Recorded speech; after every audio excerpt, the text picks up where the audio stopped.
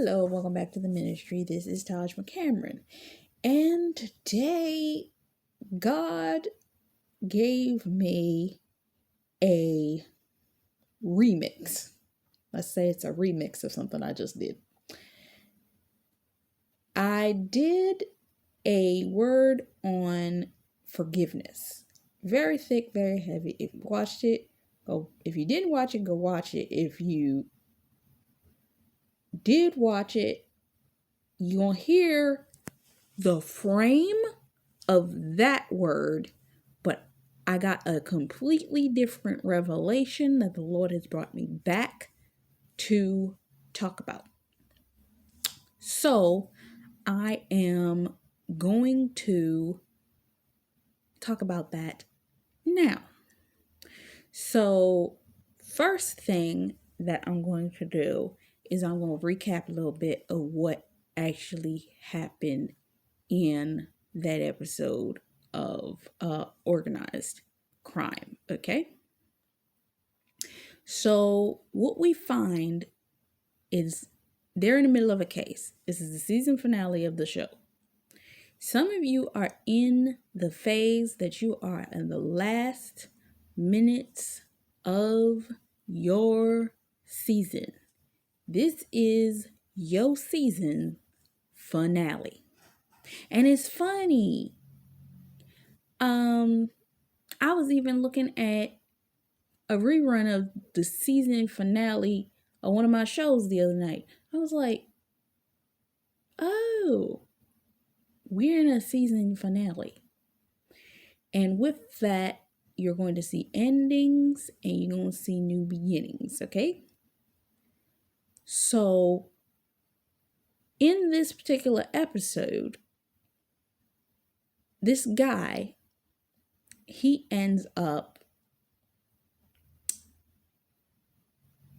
You want me to start there or you want me to start in what he said? Okay. He was in a situation where he was literally preparing to go on vacation. And in his preparation to go on vacation, he said that once he was done working that day or working that case, meaning once the case wrapped up, he was planning to take a long vacation. I don't know whether it was for the fullness of the span of the summer or what have you, but he was going to take a ride. He was going to do a cross-country trip. And he was going to get on a train, and the train was going to take him cross country, and he would be able to see, I think, the northern lights and all this kind of stuff, and he would be able to, it was a fancy train car, all this kind of stuff, and he could sit and he could drink his beers and all this kind of stuff, and he was really just going to enjoy himself.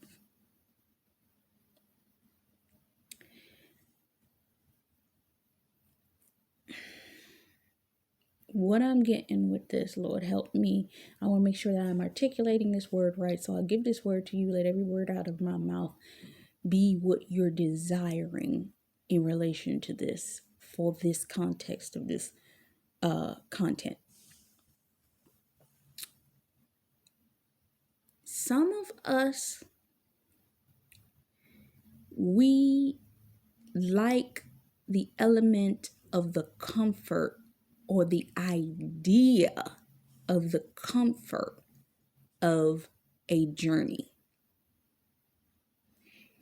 Some of us, when we walked into this experience with God, had the assumption that the journey we were about to take was going to have a level of comfort, a level that we would be able to relax. When you think of a train, think of any type of traveling train, and anyone that if you've seen any of those programs, or look it up on YouTube, how the train cars, if a person is going to be on the train for a series of days and for a time frame, they literally are trains with darn near hotel suites in them.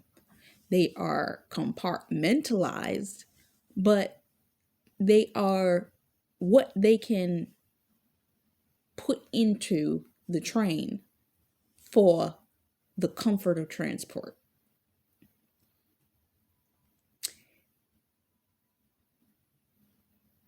I'm going to mention this here. Some people do not have a level of self-awareness that they would fight to get to a level of comfort. So a level of jealousy, envy, projection, anger, you name it, comes from others because others believe or want to project, how dare you have the belief that your experience or your journey through your process should be that comfortable.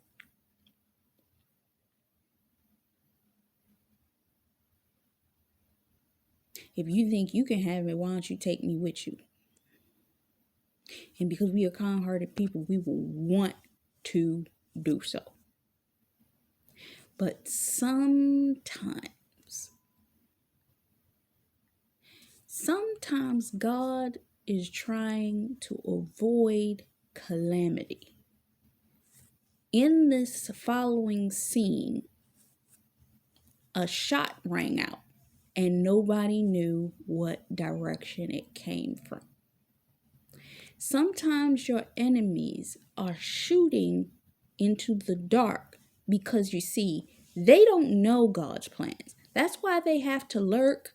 That's why they have to send monitoring spirits. That's why they have to do all this type of stuff to figure out which direction in which you're going. They done got an entire fleet of an army trying to make sure that they know what your next move is.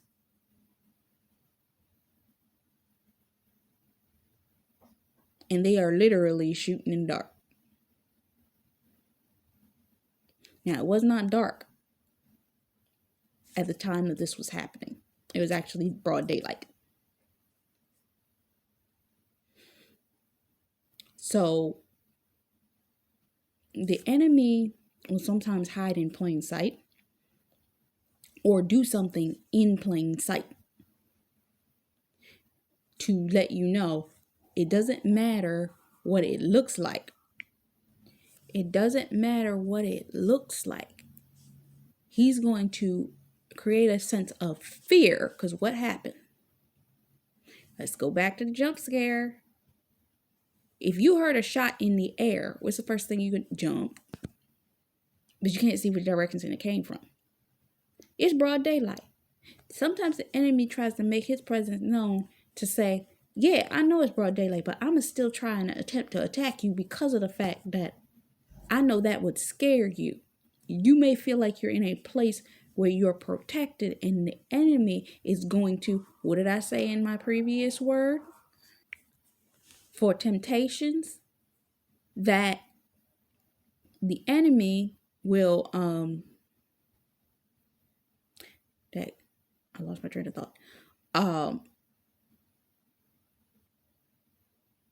He'll maneuver in plain sight. He will throw himself. He will, that's what it was, come up to the glass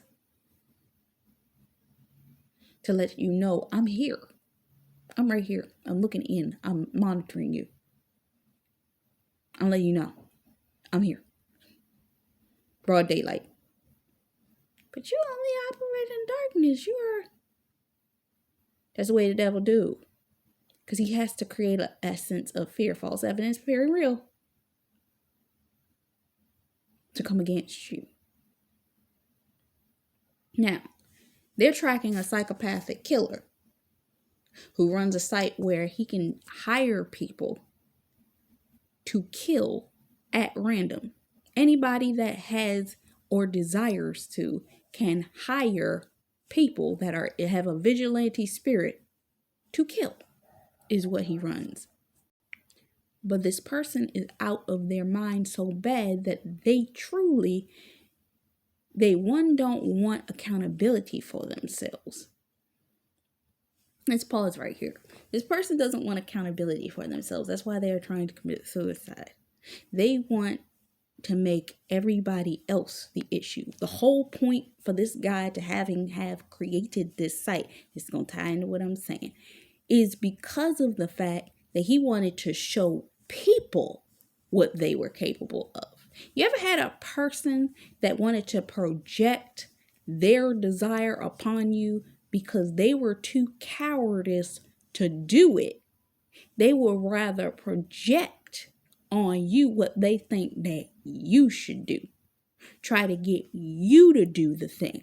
And if you were not willing to do that, they felt jealous, envious, and angry because of the fact that you wouldn't fall into their trap. Sound like a lot like the devil, don't it? So, there was a warning shot that was released. This guy, he has a gun, and he managed to get off a shot that hits the cop. Now, the cop isn't that far away. They track this guy and they get him to a point where he's surrounded, and he takes a humongous sword and stabs himself with it through his stomach, through and through. So with that being said, he needs medical attention because he did not shut down the website. Now, at the same time, the cop that was shot, if you remember me telling you, the cop that was shot, he was shot in the neck. His partner is sitting next to him, holding his neck. The only thing that's keeping him from bleeding out is the fact that his partner has his hand covering the wound.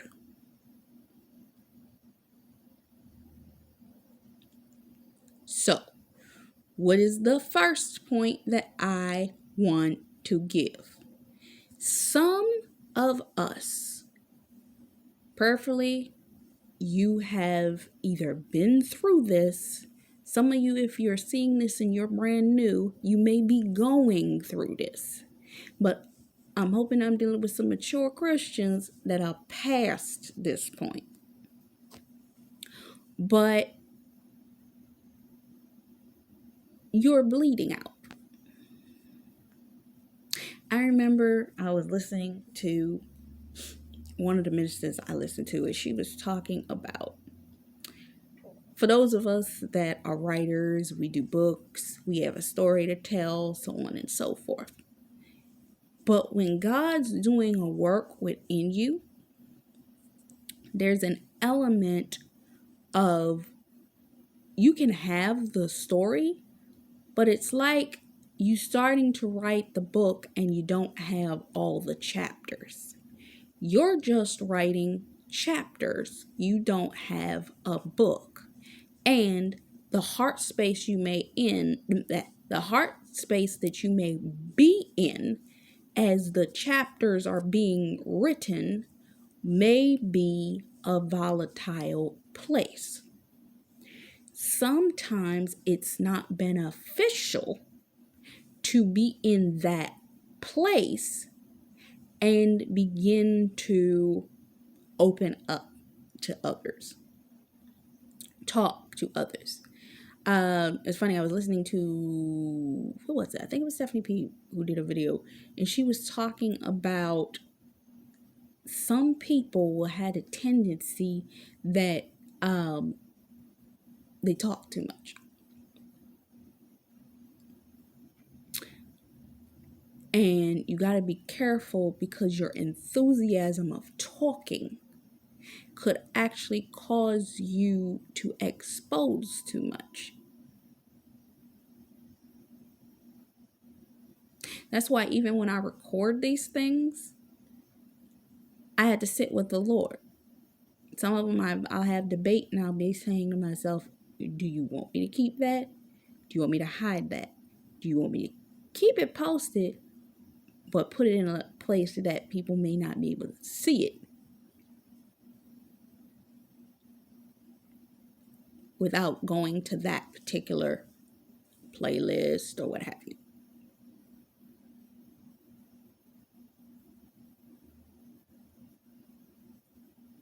So it's the making of the decision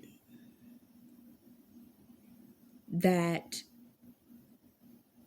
even as you are bleeding out, because that's the thing, what the woman was saying, I'm not talking about Stephanie P, the minister I was talking about, she was saying that you can write all the chapters to the books that you want, but until you are healed from that thing and God removes the the embargo, the thing that the devil has placed there, the derailment, the delay, all that kind of stuff, till God's removed that and the testimony has manifested itself, you just write in a notebook, and you, in the place that you are, may not be in a headspace or heart posture to be able to manage your emotions correctly to help anybody in this state. So you are literally bleeding out.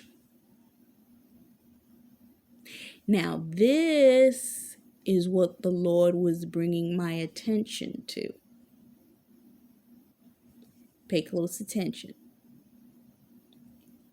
There was a medic. The medic arrived to help him. And the medic is holding him, got him in the right holding posture, trying to help him out, doing the work that she can do on him. The partner thinks, okay, he good. I can just stand here and help in whatever way I can, so that until they get him to where he needs to be, that he can get help. And even just let's look at the fact that the second that the partner had to remove his hand and the medic had to put her hand in its place, blood began to shoot out of that hole. Literally. Okay? Gush out. Some people are unhealed to a degree they can't help nobody. That in the season that they are in, they can't advise, they cannot help, they cannot do anything for anybody else, because for the level of torture, warfare, spiritual generational curses, whatever it is that they are dealing with, it would literally bleed out, gush out on other people. What are you saying? That the person has to have a level of self-awareness of themselves. And if they don't have self-awareness of what's going on within them, they're going to bleed on others. This is what you see when you see other people project their feelings onto you, because they don't want to take responsibility, so they're going to bleed on you. Spray all of it on you. All of it. This ain't the blood of Jesus. This is just their issues. They want to spray it all on you. Unhealed wounds, unhealed people, they just bleed all over you.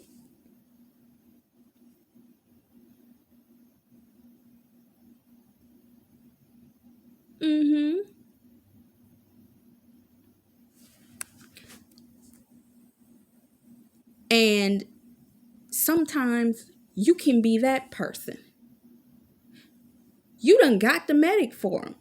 You got Jesus. You got Jesus.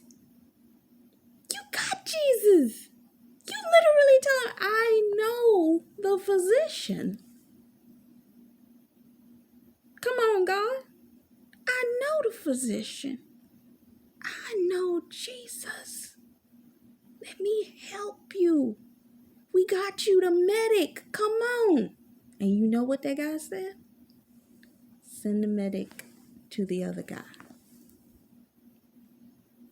The one that wanted to end his life. The one that wanted death. Send the medic to that person. Let's dig into that.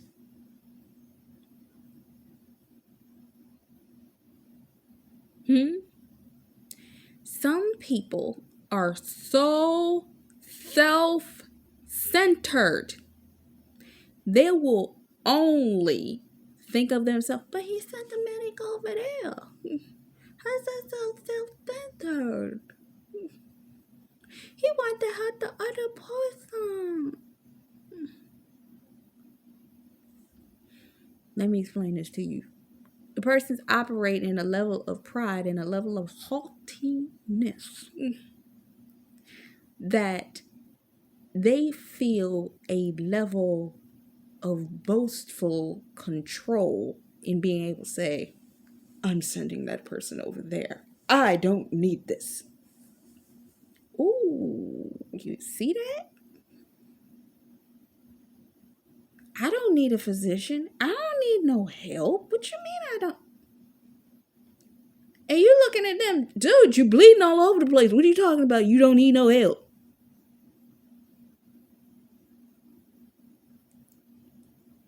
Raise your hand if you know somebody like this. I guarantee you, if I threw a rock, you would actually be able to say, I can throw a rock at 5 people. They bleeding all over the place. I tried to bring them a medic. They said, told the medic to get out of here. Because they thinking of themselves. I don't need that. I remember I went to a business event, side note. Went to a business event. This dude, we in there trying to do the work for this event. That it was a free event. But I got the opportunity to be in the room with the leader of the event. And there was this one person, we sitting at the table. Catch this. This person will not shut up. Every time the guy is trying to talk, he kept trying to overtalk him. He kept trying to overtalk him. I know this and I know this and I know this and I know this. Bleeding your beliefs and bleeding whatever it is. You ain't even willing to listen. Physician's right here. Physician, I'm trying to give you the answer. But I know what I'm doing. Bleeding, bleeding, bleeding, bleeding. You're bleeding. You do realize that you're bleeding. I thought you came here because you needed help. You ever take somebody to the doctor and they be trying to tell the doctor what's wrong with them? I know what's wrong with me. What you telling me? I don't need it. What you mean? I don't need it. What you mean that there's something wrong with me? I don't have nothing wrong with me.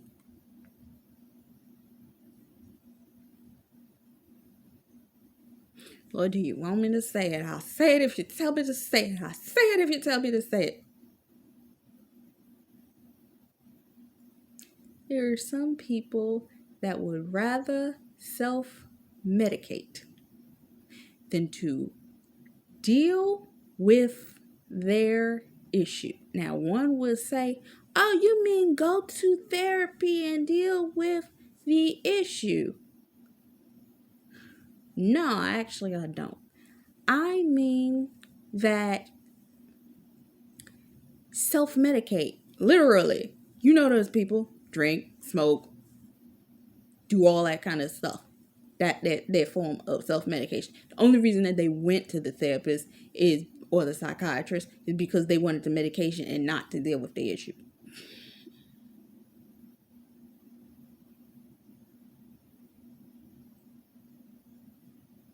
He didn't really want to deal with it. Because, see, let me explain something to you. You know your issues. You were the child that went through the issue. You were the person that grew up and were traumatized to that degree. You know it. Now, people, what they will do is they will go to the therapist or the psychiatrist, because the therapist and psychiatrist is going to sit there with their clipboard or sit there and listen, and they'll ask them questions. They think that that person has more impact than sitting down. You ever heard a person say that you already knew the answer to these questions? You just need somebody else to say. Some people would rather go sit in somebody's office, let that person give them some form of medication, and go on about their merry little way, than to sit with themselves, pull up those issues, cry out if they need to, write it in a notebook, pull it through themselves.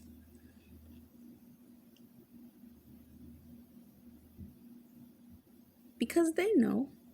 Now, sometimes there are moments that you need somebody to give you that activity.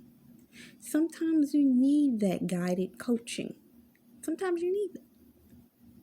Because you don't know the questions to ask yourself.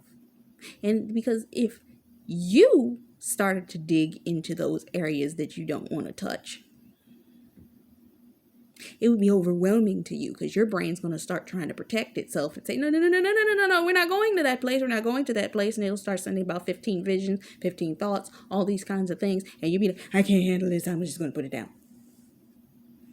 But then if you go to the therapist like, what was the issue that triggered XYZ?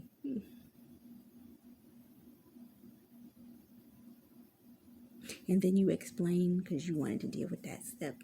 And they're like, okay, let me deal with this next one. Let me deal with this next one. It's not to say that you don't need guidance. Because all it is, if you look at coaching, you look at therapy, you look at all it is guided clarity. But a lot of people don't want to do that same guided clarity and sit with themselves. What you mean guided clarity and sit with myself? If you sit with yourself, if you literally ask your, don't nobody know you better than you. You know you got an issue. You know where the issue is that you have. If you ask yourself the question, I know that XYZ is the problem I'm having. What's my next step? Why is this happening? Then give it a deeper question. Go from why to why is this happening? Go from why is this happening to what caused that for me to have to. Then go into what that deeper thing is. To that deeper thing. You'll find it. But you don't want to sit with yourself and do that. Plus, you also will take yourself off the hook of continuing the process if you have to do it yourself. Because you don't have the accountability. You can avoid the painful parts. Some people will go and they'll call themselves, I'm going to do this. I'm going to get healed. I'm going to do this. And they'll do their process saying, I done did my process. What you mean? I know. Have you ever had a therapist try to therapize themselves? Have you ever seen a doctor try to diagnose themselves? Doctors don't want to hear from other doctors because they think they know better. Therapists don't want to hear from other therapists because they think they know the best.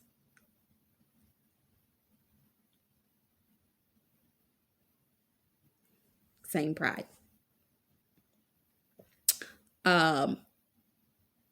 Coming into that self-centered. They're so prideful that they are not allowing the story unless it has them in it. The therapist, they'll go to somebody for help. Remember the guy at the event? Go somebody for help. But repeat the identical thing in order to mirror or project their opinion onto who it is that they're dealing with. A self-centered person will not allow you to become self-aware, and they don't want to become self-aware, so they would rather, one, go somebody that's going to give them medication for it, or self-medicate themselves because they don't want to deal with themselves. They don't want to face those issues, so they'd rather project them upon somebody else, mirror to somebody else, do all these things to somebody else, and in the meantime, they bleed all over everybody.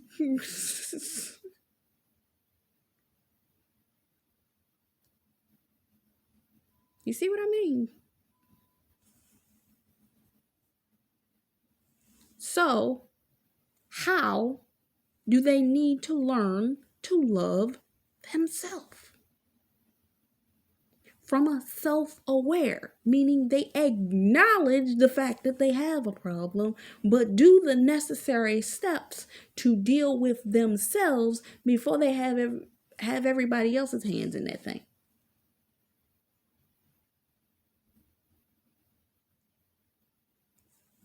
What they need to do for themselves. But some people operate at a level of selfishness that they would rather project what they view on you and tell you you're the one that's selfish if you acknowledge what's wrong with them. So I'm going to come back for the next part.